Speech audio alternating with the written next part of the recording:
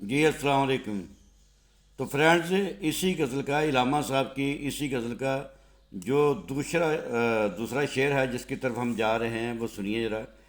نہ کر دیں مجھ کو مجبور نوا فردوس میں حوریں، نہ کر دیں مجھ کو مجبور نوا فردوس میں حوریں، میرا سوزے دروں پھر گرمی محفل نہ بن جائے۔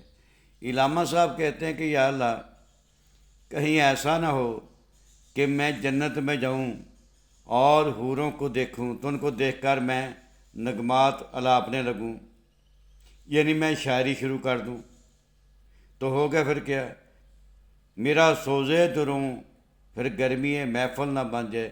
تو جس طرح اس دنیا کے اندر میری شاعری سے لوگوں کے بہت بڑے جو گروپ ہیں، لوگ ہیں یا طبقہ جو ہے وہ متاثر ہوا ہے، یا اللہ ایسا نہ ہو کہ وہاں پر جنت میں حوریں میرا کلام سنیں اور میرا کلام وہاں پر بھی گرمی محفل بن جائے، یعنی محفل کی رونق ہو، جس طرح اس دنیا میں میرے کلام سے لوگ متاثر ہو رہے ہیں۔